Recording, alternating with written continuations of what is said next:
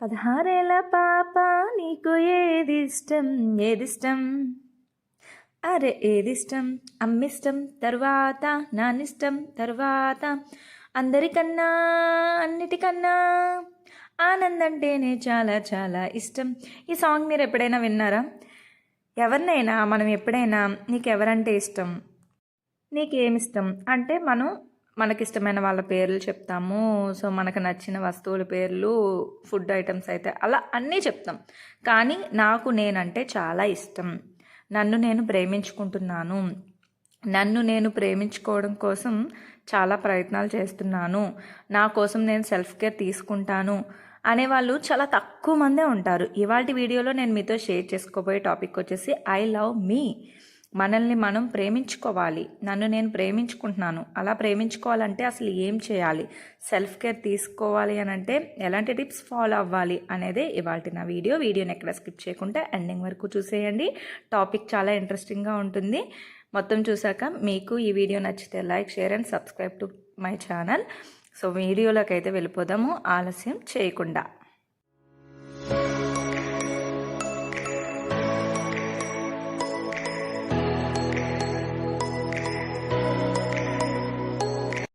మనల్ని మనం ప్రేమించుకోవడం అనేది చాలా ఇంపార్టెంట్.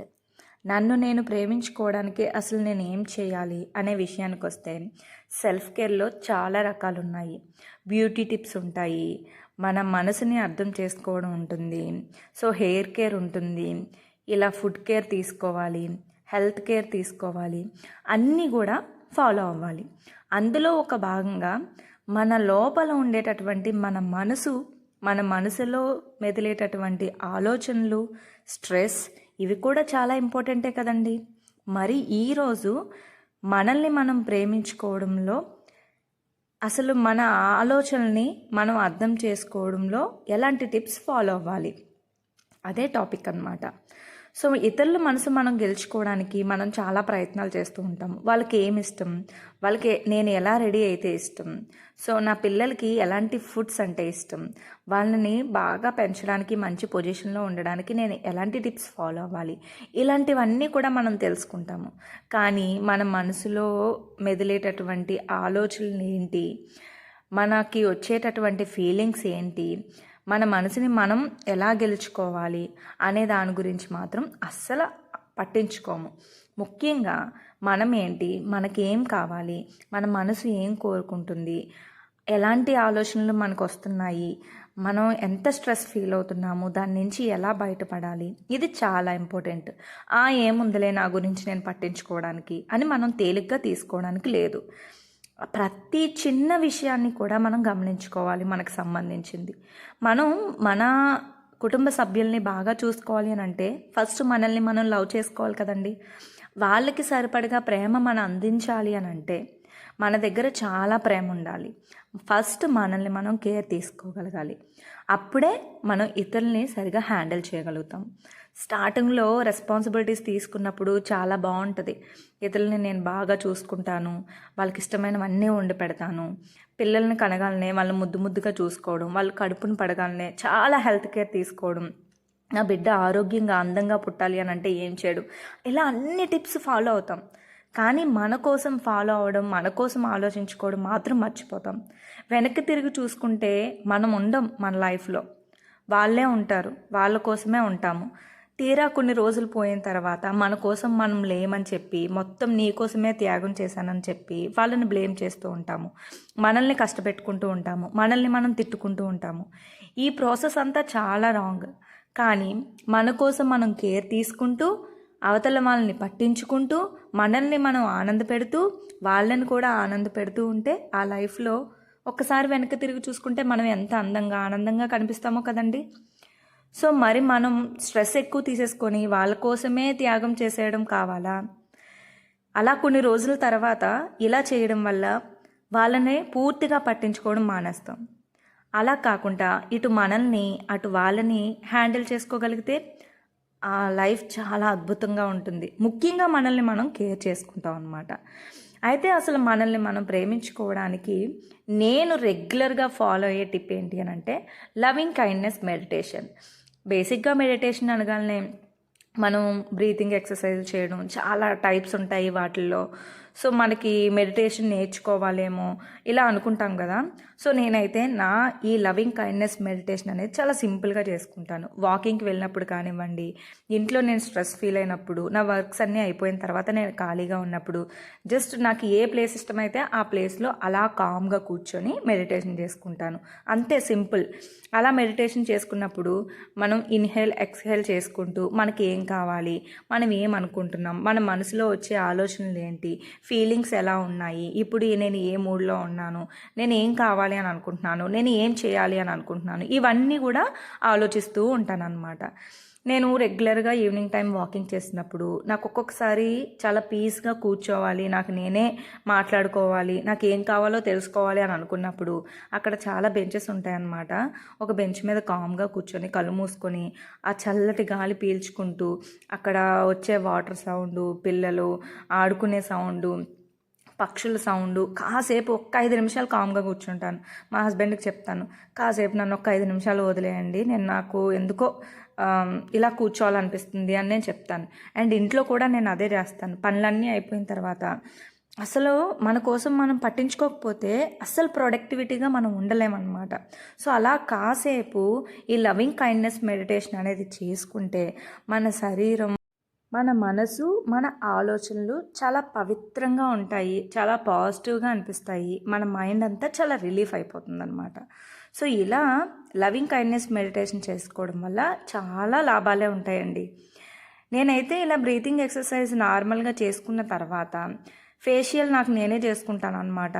సో మనం తీసుకునే ఫుడ్డే కాదండి, మనం ఎంత స్ట్రెస్ రిలీఫ్ ఉన్నామో, మనం ఎంత బాగా ఆలోచిస్తున్నామో, ఎంత పాజిటివ్ మైండ్ సెట్తో ఉన్నామో అనేది కూడా మన ఫేస్ గ్లో మీద ఇంపాక్ట్ చూపిస్తుంది అనమాట. సో అందుకనే మనం ఎప్పుడు కూడా ఎలాంటి ప్రాబ్లమ్స్ ఉన్నా స్ట్రెస్ లేకుండా ఉండగలగాలి, కూల్గా ఆలోచించగలగాలి. సో ఇలా మెడిటేషన్ చేసుకున్న తర్వాత చేతులు బాగా రఫ్ చేసుకొని పాజిటివ్ ఎనర్జీ అంతా కూడా చేతుల్లోకి తెచ్చుకొని చక్కగా ఇలా మన ఫేస్ మీద అద్దుకున్నామని అనుకోండి, మన ఫేస్ చాలా గ్లోయింగ్గా అనిపిస్తుంది. అండ్ ఒక్కసారి అలా నార్మల్ ఫేషియల్ చేసేసుకోవాలన్నమాట. ఏదైనా చిన్న ఆయిల్ చేతికి రాసుకొని కానివ్వండి, నార్మల్గా కానివ్వండి, లేకపోతే ఏమైనా సన్ స్క్రీన్ లోషన్ తీసుకుంటే మీరు ఏమైనా రాసుకుంటే అవి కానివ్వండి, లేకపోతే ఇలా ఉట్టి చేతులతో కానివ్వండి, జస్ట్ అలా ఫేషియల్ చేసుకోవడం, స్మైలింగ్ ఎక్సర్సైజ్ చేయడం వల్ల ముడతలు తగ్గుతాయి. సో ఇలాంటివన్నీ కూడా మనం చేస్తూ ఉండాలన్నమాట. నాకెందుకో నిన్నంతా కూడా కామ్గా ఉండాలి అని అనిపించింది, కొంచెం స్ట్రెస్గా అనిపించింది అనమాట. అందుకనే పిల్లలందరూ కూడా బయటకు వెళ్ళారు, నేను మాత్రం ఇలా కాసేపు మెడిటేషన్ అయితే చేసుకున్నాను. ఆ కాసేపు కూడా అసలు నేను ఒక 2-3 అవర్స్ అనుకుంటా, 2 to 3 అవర్స్ అనుకుంటా, అసలు ఫోన్ పట్టించుకోలేదు, టైం ఎంత అయిందో చూడలేదు. సో అసలు ఏం పట్టించుకోలేదు అనమాట. ఎందుకో నా గురించే నాకు ఆలోచించుకోవాలి అని అనిపించింది ఆ కాస్త టైంలోని. ఫోన్ పట్టుకున్నామని అనుకోండి, నిజంగా ఫోన్తో చాలా లాభాలు ఉన్నాయి. అసలు ఫోన్ని మనం తిట్టుకోవాల్సిన పనే లేదు. ఎప్పుడు కూడా మనం ఫోన్ని తిట్టుకోకూడదు, మనల్ని మనం కంట్రోల్లో ఉంచుకోవాలి అని అంతే. సో ఫోన్ని పట్టుకోవడం వల్ల ఏమవుతుంది అని అంటే, మనకి అవసరమైనప్పుడు మనం దాని గురించి ఆలోచిస్తాం, ఓకే, కానీ అవసరం లేనప్పుడు కూడా అనవసరంగా ఫోన్ పట్టుకొని మన ప్రొడక్టివిటీని తగ్గించేసుకుంటాం అనమాట. మనకు అవసరమైనప్పుడు ఏమైనా టిప్స్ కావాలి అని అన్నప్పుడు, సో సరదాగా ఏదైనా మూవీ చూడాలి అని అన్నప్పుడు మనం మూవీ పెట్టుకోవచ్చు, సాంగ్స్ వినొచ్చు, ఫోన్లో ఏదైనా చూడొచ్చు. సో మొత్తం యూట్యూబర్గా చేస్తున్నాను కాబట్టి మొత్తం వర్క్ అంతా కూడా ఫోన్లోనే ఉంటుంది. అందుకనే మిగతా టైం కూడా ఫోన్ పట్టుకుంటే ఏవో ఒక వీడియోస్ కనిపిస్తే అవి చూస్తూ టైం వేస్ట్ అయిపోయి నన్ను నేను పట్టించుకునేట్లుగా అనిపిస్తుంది. అందుకే రోజులో కొంతసేపు అయినా సరే అసలు కాసేపు ఫోన్ని పట్టించుకోకూడదని నేనైతే పెట్టేసుకుంటాను అనమాట. ఇంకా ఈవినింగ్ దీపారాధన చేసుకోవాలని అనిపించింది. సో చాలా రోజులు అవుతుంది ఈవినింగ్ టైం నేను దీపారాధన చేసుకొని. సో దీనికోసం అని చెప్పి నేను అలా దీపారాధన సింపుల్గా చేసేసుకున్నాను అనమాట. ఇంకా అప్పటికప్పుడు నాకు తోచింది పెట్టేసుకున్నాను అంతే. ఎందుకో కాసేపు అలా నాకు ప్రశాంతంగా ఉండాలి అని అనిపించింది. సో ఈ లవింగ్ కైండ్నెస్ మెడిటేషన్ అంటే మనం ఊరికే కూర్చొని అలా ఉండాల్సిన అవసరమే లేదు. సో ఇలా ఏ టీనో కాఫీయో లేకపోతే దేవుడి దగ్గర చిన్న దీపారాధన చేసుకోవడం వల్ల కూడా మనం మన గురించి ఆలోచించుకున్నట్లే. సో ఆ కాసేపు ఆ దీపాన్ని చూసుకుంటూ చాలా హ్యాపీగా అనిపిస్తుంది కదండి. సో దీపారాధన అనగానే సో చాలా పెట్టేసుకోకండి. సో ఈరోజు నేను తలస్నానం చేయలేదు, అమ్మో పూజ చేయొచ్చా అమ్మో నేను ఇప్పుడు ఈవినింగ్ అయిపోయింది, మధ్యాహ్నం భోజనం చేసేసాను, పూజ చేయొచ్చా? సో ఇలాంటివన్నీ కూడా ఆలోచనలు మనం పెట్టుకోకూడదు. నార్మల్ స్నానం చేసినా మనం దేవుడికి దండం పెట్టుకోవడంలో తప్పేం లేదనమాట. మన ప్రశాంతత కోసం దేవుడేం మనల్ని వచ్చి కొట్టేయడు. శుభ్రత నార్మల్గా ఉంటే సరిపోతుందండి. సో దానికోసం ఓసిడి లాగా మనం థింక్ చేసేసి దానికి ఏంటంటారు ఏదో చాదస్తాన్ని పెట్టేసి మనం ఎక్కువగా ఫీల్ అయిపోయి అమ్మో ఇది చేయొచ్చో చేయకూడదు అనే నెగిటివ్ ఆలోచనలు మనం చేయకూడదు అనమాట. సో మన ప్రశాంతత కోసం ఆ టైంకి మనకి ఏది చేయాలనిపిస్తే అది చేయొచ్చు. ఇలా దీపారాధన చిన్నగా చేసుకొని కాసేపు బాల్కనీలో కూర్చుంటే ఎంత హాయిగా ఉందో నాకు ఆ కాసేపు కూడా. ఇలాగే చెయ్యండి మీరు అని నేను అనట్లేదు, కానీ మిమ్మల్ని మీరు లవ్ చేసుకోవడానికి ఏదైనా చేయొచ్చు అనమాట. మన స్ట్రెస్ని మన దగ్గర నుంచి మనం దూరం చేయడానికి, మనం మానసికంగా ప్రశాంతంగా ఉండడానికి, మెంటల్లీ స్ట్రెస్ రిలీఫ్ ఉండడం అనేది చాలా ఇంపార్టెంట్. ఫిజికల్లీ మనం ఎంత యాక్టివ్గా ఉంటామో మెంటల్లీ కూడా అంతే యాక్టివ్గా ఉండాలి. సో అప్పుడే మన వల్ల అవుతుంది. మనం రెగ్యులర్గా మనం అనుకున్న పనులు మనం చేయగలుగుతాము. సో మన మీద మనకి ప్రేమ పెరుగుతుంది. ఇక్కడ మన మీద మనకి ప్రేమ పెరుగుతుంది అని అంటే దాని అర్థం మన ఫ్యామిలీని మనం హ్యాపీగా చూసుకోగలుగుతాము, హ్యాపీగా ఉంచగలుగుతాము అనే కదండి. సో అన్నిటిని హ్యాపీగా హ్యాండిల్ చేయగలుగుతాం అనమాట. దయచేసి ఫోన్కి దూరంగా ఉండండి అని అంటే మీకు నచ్చినవి ఉపయోగపడేవి, మీకు నచ్చిన వ్లాగర్స్, మూవీస్ అన్నీ కూడా చూసుకోండి, కానీ ఎక్కువగా వాటిని మైండ్కి మాత్రం తీసుకోవద్దు. ఇది మాత్రం నేను చెప్పాలి అని అనుకుంటున్నాను. మన లైఫ్ ఎంత సింపుల్గా ఉంటే అంత ఆనందంగా ఉండగలుగుతాం అన్నమాట. ఎదుటి వాళ్ళ లైఫ్లో వీళ్ళు చాలా వస్తువులు కొనుక్కుంటున్నారనో, వీళ్ళు అన్ని దిక్కులకి తిరుగుతున్నారు నేను తిరగలేకపోతున్నాను అనో, వీళ్ళు ఏదో చేస్తున్నారు నేను చేయలేకపోతున్నాను, వీళ్ళు మంచి మంచి బట్టలు వేసుకుంటున్నారు నేను వేసుకోలేకపోతున్నాను, వాళ్ళు మంచి కారులో తిరుగుతున్నారు లేకపోతే మంచి నగలు వేసుకున్నారు. సో ఇలా ఇతరులతో కంపేర్ చేసుకోవడం అంతా కూడా సోషల్ మీడియాతోనే మనకు అలవాటు అవుతుంది. దయచేసి మన మనసుకి మనం అది ఇవ్వకూడదు అనమాట. ఆలోచనలు కూడా మన దరిదాపుల్లోకి రానివ్వకూడదు. ఎందుకంటే మన స్టైల్ మనది. సో వేరే వాళ్ళలాగా మనం ఉండకూడదు. ట్రెండ్ని మనమే సృష్టించాలి అని అంటారు కదా, ఏదో డైలాగ్ ఉంటుంది, అలాగా వేరే వాళ్ళ స్టైల్ మనకొద్దు. సో వాళ్ళు హంగామాగా తిరుగుతున్నారు లేకపోతే ఏవైనా వేసుకుంటున్నారు అని అంటే వాళ్ళ స్టైల్ అది. సో దాన్ని చూసి మనం కొన్ని మంచి విషయాలు మనం తీసుకోవాలి ఇతరుల నుంచి, కానీ మన మీద ఏదైతే చెడుగా ఇంపాక్ట్ అవుతుందో అది మాత్రం మనం తీసుకోకూడదు అని నేను ఎప్పుడూ చెప్తానన్నమాట.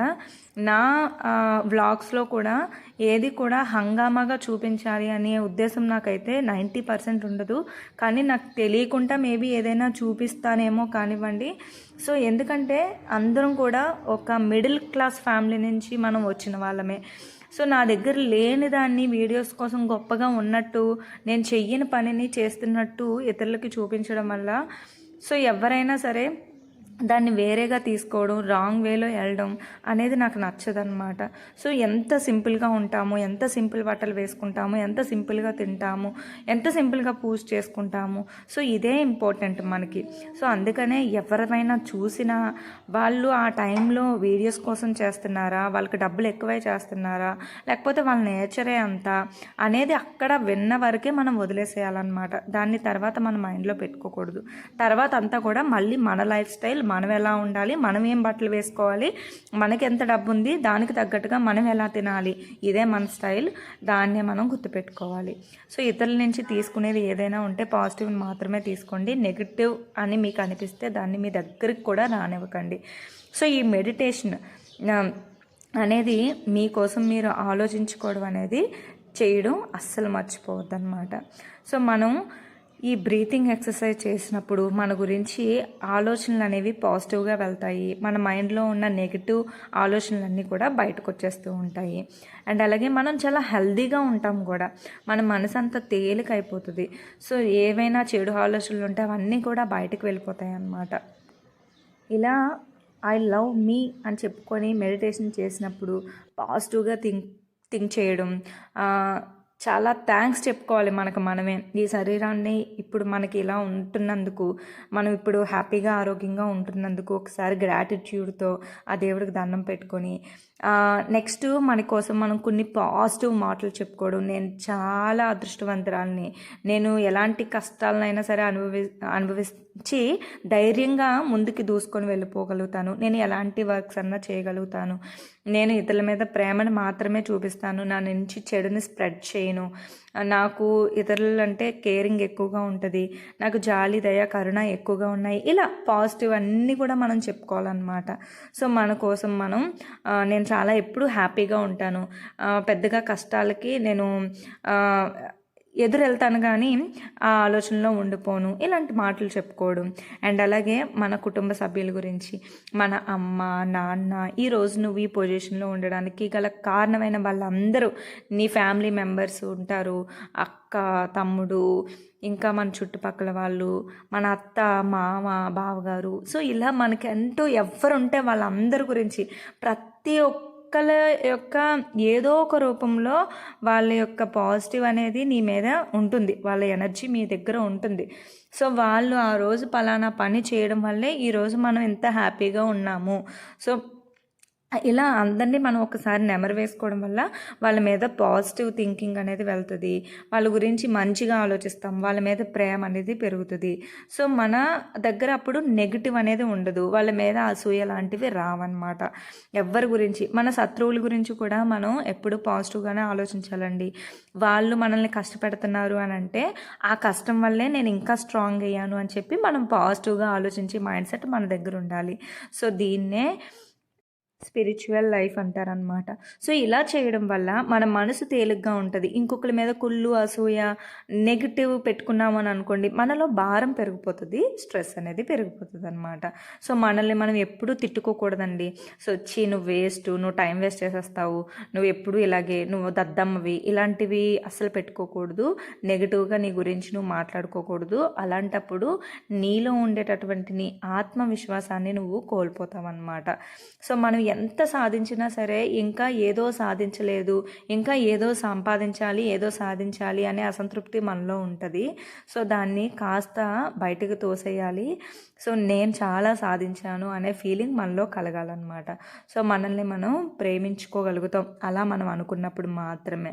రెగ్యులర్గా కాస్త సమయం మీకోసం మీరు కేటాయించుకోండి. దేనికోసమో పాకులాడుతాం, దేని వైపుకోనో అడుగులు వేస్తూ ఉంటాము. మీ లవ్ కోసం, మిమ్మల్ని మీరు ప్రేమించుకోవడం కోసం, మీ మానసిక ప్రశాంతత కోసం ఈ మాత్రం చేయలేరా? ఐ లవ్ మీ, నన్ను నేను ప్రేమించుకుంటున్నాను, నా సెల్ఫ్ కేర్ కోసం అప్పుడప్పుడు నా మనసులోని ఆలోచనల్ని అర్థం చేసుకోవడం కోసం ఇలాంటి మెడిటేషన్ లాంటివి చేస్తూ ఉంటాను. నా కోసం కొంత సమయాన్ని కేటాయించుకుంటాను. మరి మిమ్మల్ని మీరు ప్రేమించుకుంటున్నారా? మీరు సెల్ఫ్ కేర్ చేసుకుంటున్నారా? అసలు మీరు సెల్ఫ్ కేర్ చేసుకోవడానికి ఎలాంటి పనులు చేస్తారు అనేది కామెంట్ సెక్షన్లో నాతో షేర్ చేసుకోండి. మీరు కూడా మీకోసం కాస్త సమయాన్ని కేటాయించి ఆలోచించుకోండి. అప్పుడు మీరు ఏం చేయాలి, మీ గోల్ ఏంటి అనేది ఖచ్చితంగా అర్థమవుతుంది. మరొక మంచి వీడియోతో మళ్ళీ మన ఛానల్లో ఉన్న వీడియోస్ని మీరు చూడలేనట్లయితే ఒకసారి చెక్ చేసి చూడండి. మన ఛానల్లో నేను ఎప్పుడు కూడా మోటివేషనల్ వీడియోస్ అండ్ అలాగే పర్సనాలిటీ డెవలప్మెంట్ స్కిల్స్ ఇలాంటి టాపిక్స్ మీద వీడియోస్ చేస్తూ ఉంటాను. Like, share and subscribe to my channel.